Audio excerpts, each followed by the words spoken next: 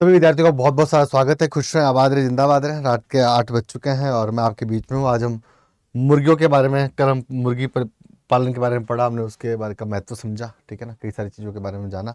आज हम मुर्गियों के वर्गीकरण करेंगे और विभिन्न प्रकार की नस्लों के बारे में बातचीत करेंगे। Classification of the poultry breeds and the important breeds. इस अध्याय में मुर्गियों का वर्गीकरण की नस्लों का अध्ययन करेंगे। नस्ल का अर्थ है मुर्गियों के उस समूह से जिसके सभी सदस्य के पूर्वज एक ही वंश के हों और सभी आकार और स्वरूप में एक समान हो। उनसे पैदा होने वाली संतान भी बिल्कुल माता पिता की तरह ही समान हो, ठीक है ना भाई। हर एक जो जाति है, हर एक जो वंश है मुर्गियों का, किसी में अधिक मांस की का महत्व है, किसी में अधिक अंडों का महत्व है। कोई अधिक अंडों का उत्पादन करती है, कोई अधिक मांस का उत्पादन करती है, ठीक है ना। कुछ मुर्गियां होती हैं जो रोगों को लेकर के, अगर हम बातचीत करें तो अधिक उनके अंदर रोग प्रतिरोधक क्षमता होती है। कुछ अंडे और मांस दोनों के लिए उपयोगी होती है, ठीक है ना। तो यहाँ पर अलग अलग जातियों के अलग अलग गुण होते हैं, ठीक है ना। मुर्गियों की अनेक जातियां जिनके गुण और शारीरिक लक्षणों में भिन्नता होती है, ठीक है ना। यही कारण है कि उनका पालन पोषण किसी एक विशेष उद्देश्य के लिए किया जाता है। जैसे कुछ जातियों का अधिक अंडे देने के लिए किया जाता है, गुण होता है, ठीक है ना। जबकि कुछ अधिक एवं स्वादिष्ट मांस के लिए उपयोग में की जाती है, कुछ मांस के लिए उपयोग में की जाती है, कुछ अंडों के लिए, है ना। भारत में मुर्गियों की जातियों का अग्रलिखित दो वर्गों में विभाजित किया जाता है, उत्पत्ति के स्थान के आधार पर और उपयोगिता के आधार पर, ठीक है ना। उपयोगिता के आधार पर तो उत्पत्ति के स्थान के अनुसार मुर्गियों का वर्गीकरण, कि कहाँ उत्पत्ति हुई है, अमेरिका में हुई थी या इटली में हुई थी, ठीक है ना। किस प्रकार इनकी जो है वो उत्पत्ति हुई, उस आधार पर जो है उनका वर्गीकरण किया जाता है, उत्पत्तियों के आधार पर अगर बात करें तो, ठीक है ना। तो देशी या भारतीय नस्लें, देशी या भारतीय नस्लें, असली असिल, चितागोंग, घाघस, कड़कनाथ, ठीक है ना, ये सब है देशी भारतीय। कड़कनाथ बहुत फेमस है, काले कलर का होता है, ठीक है ना, बहुत अधिक हीमोग्लोबिन होता है कड़कनाथ में, ठीक है ना। एशियाई वर्ग की बात कर लें, ब्राहा, कोचिन और लैंगशन आदि। इंग्लिश वर्ग की बात कर लें, सेक्सेक्स, ऑस्ट्रेलार्प, आपिंगटन, ठीक है ना, कॉर्निश तथा रेड कैप, ठीक है। यहाँ पर ये तीनों देशी और भारतीय नस्लों की बात करें, असिल, चितागोंग, घाघस और कड़कनाथ। एशिया वर्ग की बात करें, ब्राहा, कोचिन, लैंगशन आदि। और इंग्लिश वर्ग की बात करें, सेक्सेस, ऑस्ट्रेलाप, अबिंगटन, कार्निश और रेड कैप, ठीक है। तो देशी भारतीय नस्लें असिल है जो कि फाइटिंग के लिए बहुत ज़्यादा प्रसिद्ध है। कड़कनाथ जो है बहुत अधिक अपनी पोषण के लिए बहुत फेमस है, कड़कनाथ छत्तीसगढ़, झारखंड, एमपी में। अमेरिकन वर्ग की बात कर लें तो Wyandotte, Rhode Island Red, New Hampshire, Plymouth Rock, ठीक है ना। साथ में भूमध्य सागरीय वर्ग में लेगहॉर्न, ब्लू एंडल, एनकोवा, मिनरोका। और पॉलिश वर्ग में पॉलिश किस्म की मुर्गियां। तो एक बार वापस मुर्गियों की अगर देख लें तो भारत में असील है, चितागोंग है और घाघस और कड़कनाथ, ठीक है। कड़कनाथ की फोटो दिखाऊंगा मैं, बहुत काले कलर का, और उसका मांस भी जो होता है बहुत अधिक जो है हीमोग्लोबिन होता है, आयरन होता है इसके अंदर, ठीक है ना। कड़कनाथ की अगर हम बातचीत करें यहाँ पर, साथ में बात कर लें एशिया वर्ग के अंदर ब्राहा, कोचिंग, लैंगशन, ठीक है ना, इसी वर्ग के अंतर्गत आते हैं, ठीक है ना। इंग्लिश वर्ग की बात कर लें, Sussex, Australorp, Orpington, Cornish, red cap, ठीक है। चले भाई। और अमेरिकन वर्ग के अंदर आईडॉट, Rhode Island Red, New Hampshire, Plymouth. भूमध्य सागरीय वर्ग के अंदर है लेगहॉर्न, ब्लू एंडिलजियन, एनकोवा, मिनरोका। और पॉलिश वर्ग में पॉलिश। उपयोगिता के आधार पर मुर्गों वर्गीकरण, अंडे देने वाली मुर्गियों की जातियां, मिनरोका, व्हाइट लेगहॉर्न। व्हाइट लेगहॉर्न बहुत फेमस है इंडिया में ना, व्हाइट लेगहॉर्न जिसकी लाल कलर की जो होती है सर पे, ठीक है ना। मांस देने वाली जातियों के अंदर ब्रह्मा, सेक्सेक्स, लैंगशॉन और असील, ये मांस देने वाली मुर्गियां हैं। द्विउद्देशीय जातियां के मांस भी देती हैं और साथ में अंडे भी देती हैं, ठीक है। इनमें न्यू हैम्पशायर, ड्रॉकिंगिन, Australorp, Rhode Island Red and Plymouth Rock, ठीक है। सबसे इंपॉर्टेंट प्रमुख नस्लें, रोड आइलैंड रेड, मूल स्थान, इसका नस्ल का मूल स्थान अमेरिका का रोड आइलैंड है, रोड आइलैंड जगह है। यह नस्ल माइलेगेम, लेगहॉर्न तथा एशियाटिक मूल की नस्ल के संस्करण से विकसित की गई है, बहुत जबरदस्त होती है, ठीक है ना, ठीक है ना। तो रोड आइलैंड रेड की अगर हम बात करें तो क्या है, एक तो उपयोगिता के आधार पर, उपयोगिता क्या हो सकती है, अंडे देना और मांस। कुछ के अंदर अंडे देने की खूबी होती है, कुछ में मांस की खूबी होती है, कुछ में अंडे और मांस दोनों की खूबी होती है, ठीक है ना। तो यहाँ पर अगर हम बातचीत कर लें तो यहाँ पर सबसे पहले जो जाति की हम बातचीत करेंगे वो कौन सी है, रोड आइलैंड रेड, जो कि अमेरिका की मूल जाति है और ये एशियाटिक मूल जातियों का और अमेरिकन मूल जातियों का संकर है, प्रजनन के माध्यम से ये पैदा हुई है। विशेषता, इस मुर्गी का शरीर लंबा, आयताकार तथा चौड़ा होता है। इसकी पीठ समतल, सीना आगे की ओर उभरा हुआ और अच्छी मांस उत्पादन नस्ल के गुण होते हैं, अच्छी मांस उत्पादन नस्ल के गुण होते हैं, ठीक है ना। इसके पंखों प्लमंगों का रंग गहरा भूरा लाल होता है जो कि पूरे शरीर पर होता है। उड़ियन परों के प्राइमरी तथा सेकेंडरी स्किल परों पूंछ के मुख्य परों का रंग काला होता है। गहरे रंग के स्थान पर आजकल चॉकलेट रंग के पक्षी अति सामान्य है। तो ये आपके सामने अब देख रहे हो, पीठ बिल्कुल सीधी है, ठीक है ना, पंख है, ठीक है ना, छाती बिल्कुल चौड़ी है इसकी। अच्छी मांसल मुर्गी जो होती है ये होती है, ठीक है। इसमें सर्किल में कलंगी पाई जाती है, रोज कलंगी होती है ना, वाली किस्म पाई जाती है। मुर्गे कॉक का सामान्य वजन 3.8 किलो का होता है, देखो 8.5 किलो, 4 किलो के आसपास का एक मुर्गा। तथा अंडे का रंग भूरा या गहरा भूरा होता है, ठीक है ना। तो ब्राउन एग मार्केट में महंगा आता है, ठीक है ना। ब्राउन एग क्या होता है, मार्केट में महंगा आता है, ठीक है। यहाँ पर तो ये अगर हम बातचीत कर लें इसकी, तो रंग भूरा और गहरा भूरा होता है। उपयोगिता, इसकी अंडा उत्पादन क्षमता अधिक होती है तथा मांस भी उत्तम किस्म का प्राप्त होता है। ये पक्षी विपरीत परिस्थितियों में भी भली भांति पनपते हैं, इसके लिए इनकी मेंटेनेंस कम होती है, रोग ग्रसित भी कम होता है, ठीक है ना। और किसी विपरीत परिस्थिति में भी अच्छे से पल जाते हैं, ठीक है ना।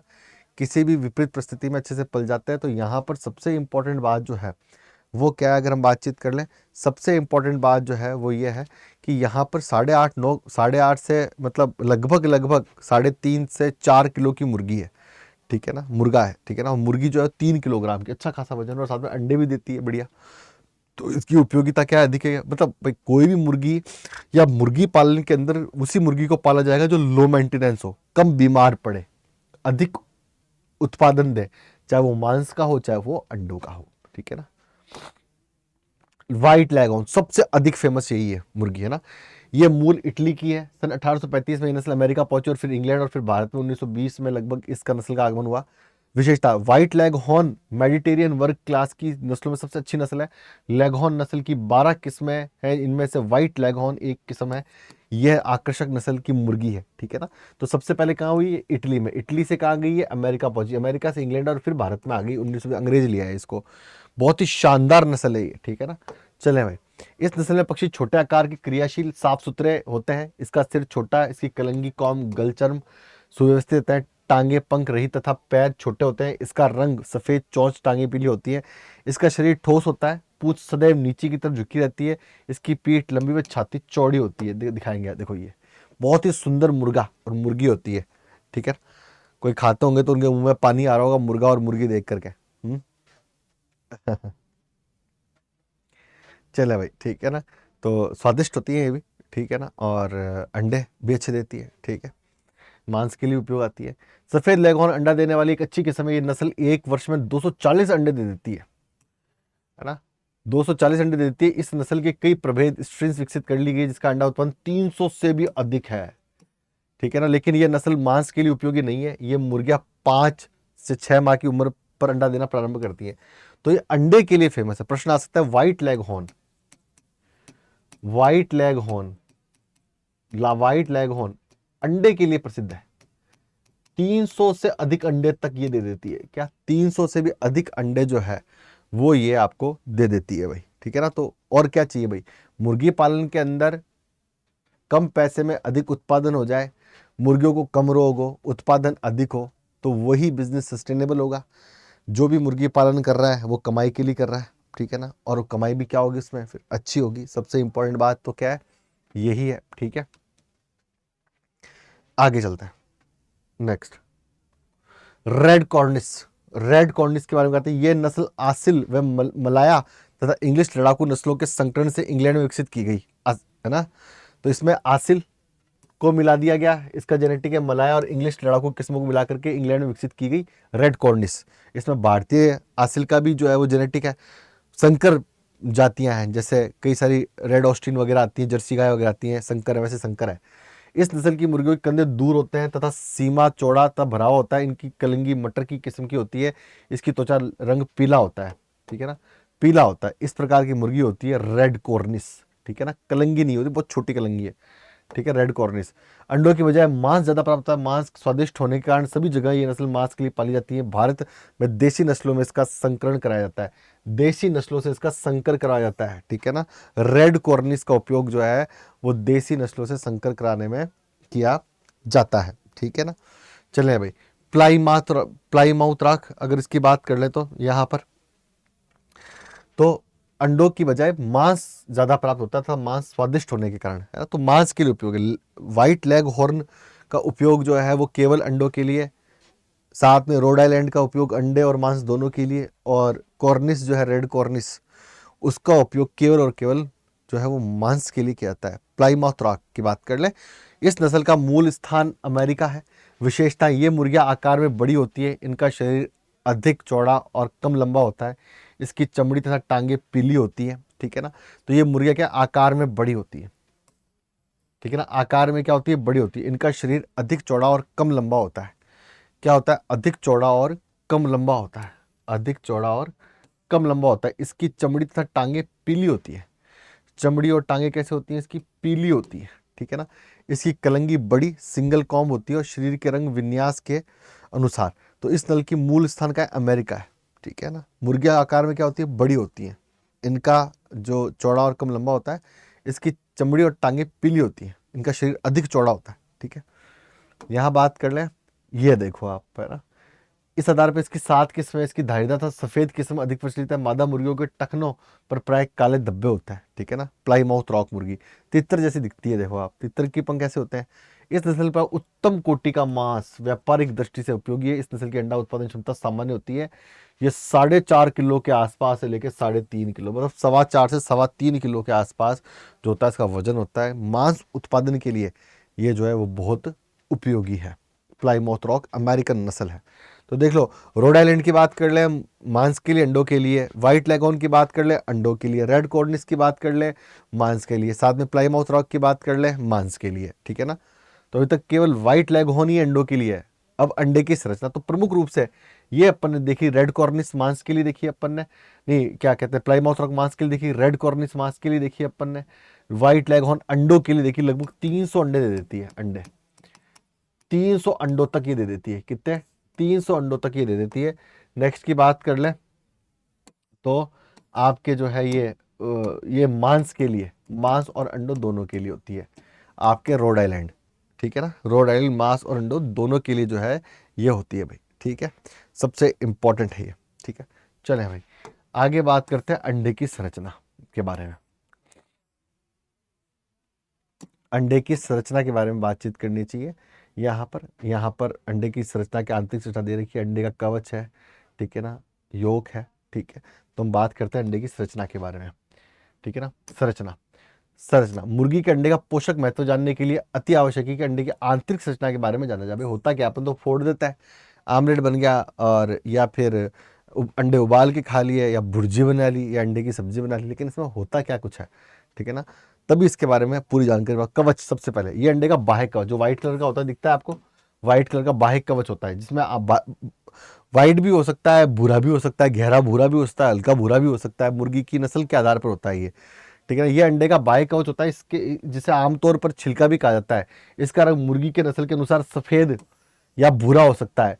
ये पतला छिद्र युक्त तथा शीघ्र, छिद्र दिखते नहीं है, छेद बहुत छोटे होते हैं। जब आप पानी डालोगे ना तो पानी से क्या होता है, पानी से बहुत से छोटे छोटे बुलबुले उठते हैं, मतलब वो हल्का सा पोरस होता है, बहुत छोटे छिद्र होता है, मतलब ना बाहर कुछ निकल सकता है ना अंदर कुछ जा सकता है, ठीक है ना, बहुत हल्के छिद्र होता है। मुर्गी के नस्ल के अनुसार सबसे ज्यादा शीघ्र टूटने वाला होता है। इस पर 600 से 800 गोल छिद्र होते हैं, जिनसे नमी तथा गैसों का आदान प्रदान होता रहता है। जैसे अपने चमड़ी होती है ना, ठीक है ना, उस प्रकार से। ऐसे नहीं है अपने चमड़ी दबाई, अपना बहुत सारा पानी बाहर निकल गया, ऐसा छिद्र थोड़ा है।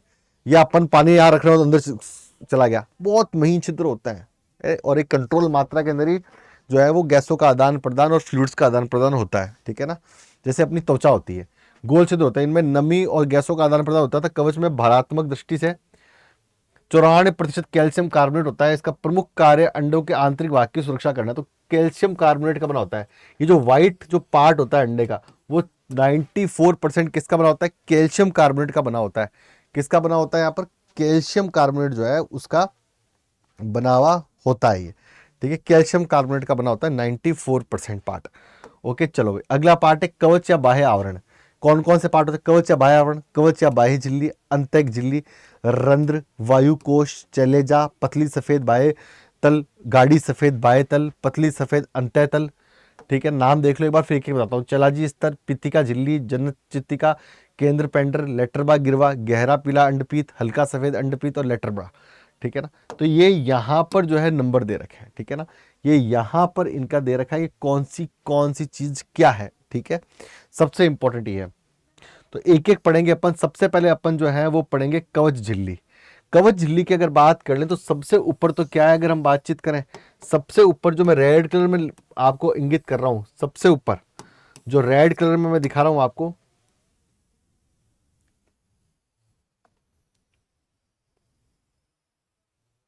रेड कलर में जो मैं बता रहा हूं आपको, सबसे ऊपर जो रेड कलर है, इसके अंदर ये कवच है। वैसे कवच सफेद कलर का होता है, लेकिन बोर्ड सफेद दिखेगा नहीं।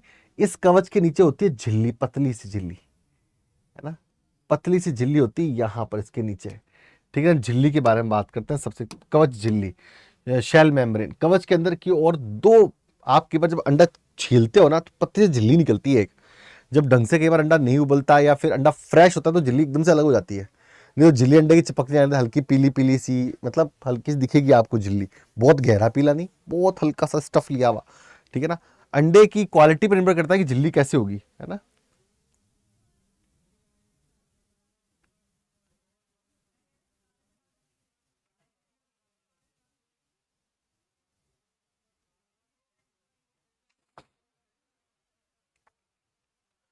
कवच के अंदर की और पतली झिल्लियां होती हैं, ये कवच झिल्लियां कहा जाता है। इनमें से एक झिल्ली कवच के साथ मजबूती से चिपक जाती है, जिसमें सरलता से कवच अलग नहीं किया जाता। इस झिल्ली को कहते हैं ना, जोर आता है छोले में उबले हुए अंडे को, इससे सरलता से कवच से अलग नहीं किया जा सकता। इस झिल्ली को बाह्य कवच की झिल्ली कहते हैं। दूसरी भीतरी कवच की झिल्ली बाह्य झिल्ली के अंदर की ओर होती है, अंडे की सफेदी एग वाइट से लगी होती है ना, उतारते तो एग वाइट के ऊपर लगी होती है जो झिल्ली। ठीक है ना, वो है ये। ठीक है, दूसरी भीतरी कवच झिल्ली बाह्य झिल्ली के अंदर की ओर होती है, अंडे की सफेदी एग वाइट से लगी रहती है। अंडे की चौड़े सिरे पर वायु स्थान होने के कारण दोनों कवच झिल्लियां के मध्य अधिक जगह होती है ना। तो झिल्ली होती है सबसे ऊपर, आपको दिखाता हूं मैं, ये कवच है, देखना, ध्यान देना इस पे आप, इस चित्र के ऊपर। ठीक है ना, ये कवच सबसे ऊपर तो कवच है ये, है ना। इसके बाद ये झिल्ली है, आंतरिक झिल्ली और बाह्य झिल्ली, इनके बीच में एयर होती है। एयर ही तो बचाती है अंडे को। एक तरीके से ये मान लो कि उसकी सुरक्षा परत के बीच में एयर भरी हुई है, जिससे वो सीधा प्रेशर उस पर ना आ जाए तो अंडा टूट जाएगा। प्रकृति भी जो है वो एक तरह से बुलेट प्रूफ का काम कर रही है। एयर क्या कर रही है, बुलेट प्रूफ जो है उसका काम किया जा रहा है। बुलेट प्रूफ का ये काम कर रही है एयर यहाँ पे। ठीक है, ओके, चले भाई, फिर बात करते हैं। तो आंतरिक और बाह्य झिल्ली, दो झिल्लियां हैं भाई यहाँ पे, है ना, सरल सरल चीजें हैं। ठीक है ना, झिल्लियां कवच को मजबूती प्रदान करती है और भ्रूण को कैल्शियम उपलब्ध कराने का कार्य करती है। तो कैल्शियम चाहिए भ्रूण को, तो कैल्शियम भी देती है साथ में, और साथ में जो है वो मजबूती भी करवाती है। ठीक है ना, मजबूती भी प्राप्त होती है, और सबसे इंपॉर्टेंट बात जो है वो इसको क्या प्राप्त होता है, इसको कैल्शियम भी प्राप्त होता है यहाँ पर। ठीक है, अंडे की सफेद या श्वेतक या एल्बुमिन, है ना, इसे निम्नलिखित तीन भागों में विभाजित करते हैं। जो अब आपका प्रोटीन जो है ना, जो आपकी जो सफेद परत है, ठीक है ना, उसकी अगर अपन बातचीत कर ले यहाँ पर, तो उसको प्रोटीन उपलब्ध कराने का काम, ठीक है ना, वो यहीं से होता है। बाह्य पतली सफेद श्वेतक, आउटर थिन व्हाइट और द एल्बुमिन। आंतरिक पतली सफेद श्वेतक, इनर थिन व्हाइट और एल्बुमिन। गाढ़ी सफेद या श्वेतक, तो तीन पार्ट में बटी हुई है मुख्य रूप से। कितने पार्ट में बटी हुई है, तीन भागों में बटी हुई है। जैसे अपन ने कहा था कि ये एक सफेद, ये अंडा है ना, इसके अंदर बाह्य झिल्ली, आंतरिक झिल्ली, बीच में एयर है। अब सफेद पार्ट जिसको हम प्रोटीन खाते हैं, वो भी तीन पार्ट में बटा हुआ है। कितने भाग में, तीन भाग में बटा हुआ है, बाह्य पतली, आंतरिक पतली और गाढ़ी सफेद। ठीक है, चले भाई, तो अंडे के दोनों सिरों के अलावा बाह्य पतल श्वेतक, ठीक है ना, अंडों के दोनों सिरों के अलावा, तो देखो यहां पर आपको बताता हूं मैं, नंबर 3 का प्रोडक्ट कहाँ है, देखो ये नंबर 3 लिखा हुआ ना यहाँ पे, ये देखो आप, ये पूरा का पूरा, ये 3 नंबर, ठीक है ना, ये वाला जो है, ये सफेद कलर का हिस्सा जो है, ये तीन भागों में बटा हुआ है। तीन भागों में बटा हुआ है। तीन भाग कौन कौन से हैं यहाँ पे, बाह्य पतली सफेद या श्वेतक, आंतरिक पतली सफेद या श्वेतक, और गाढ़ी सफेद या श्वेतक। आउटर थिन और व्हाइट और एल्बुमिन, इनर थिन व्हाइट और एल्बुमिन, गाढ़ी सफेद, मिडल थिक व्हाइट और एल्बुमिन। ओके, चले भाई, अंडे के दोनों सिरों के अलावा बाह्य पतली श्वेतक भीतरी कवच झिल्ली के साथ लगा होता है, जबकि गाढ़ा श्वेतक दोनों पतले श्वेतकों के मध्य स्थित होता है। तो अंडे के दोनों सिरों पर के बाह्य पतला श्वेतक लगा होता है। अंडे के, जैसे मैंने बताया आपको इस चित्र के अंदर, ये अंडे के दोनों श्वेतक हैं, यहाँ पर और यहाँ पर, दोनों तरफ बाह्य झिल्ली जो है लगी हुई है, दोनों ओर, ठीक है ना, दोनों ओर। वैसे आपसे कोई आकृति के बारे में बहुत विस्तृत रूप से चर्चा नहीं करने वाला है, बहुत ही आसान सी चर्चा करेगा, ठीक है ना, हल्की सी चर्चा तक ही वो जाएगा, ठीक है। ओके, चलो भाई, कल अपन इसका आगे पढ़ेंगे, ठीक है ना। अब आपको बता देता हूँ कि सभी बच्चे जो है वो अड्डा 24/7 का ऐप डाउनलोड कर लें। ऐप डाउनलोड करने के लाभ क्या होंगे? ऐप डाउनलोड करने से आपको बहुत कुछ फ्री मिलेगा यहाँ पर, ठीक है ना। अड्डा ऐप, आपके इस वीडियो के नीचे मोर पे क्लिक करें, ठीक है ना, और मोर पे क्लिक करने के बाद जो है आप ऐप डाउनलोड कर सकते हैं, ठीक है। यशवर्धन सर के नाम से ऐप पे क्लिक करो, आपका ऐप डाउनलोड होगा, आपसे वो सिलेक्ट योर कैटेगरी पूछेगा, आप स्टेट एग्जाम में जाएं, स्टेट एग्जाम में आप राजस्थान में जाएं, राजस्थान में जाकर के आप RMSSB में जाएं। शाम बैच जो है वो आपका 6 दिसंबर चलेगा, चुनावों की रिजल्ट के बाद में। बाय नाउ पर क्लिक करें, Y714 कोड का इस्तेमाल करें, Y714 कोड का इस्तेमाल करें, अप्लाई करें। 829 रुपये, 829 रुपये, Y714 कोड का इस्तेमाल करें।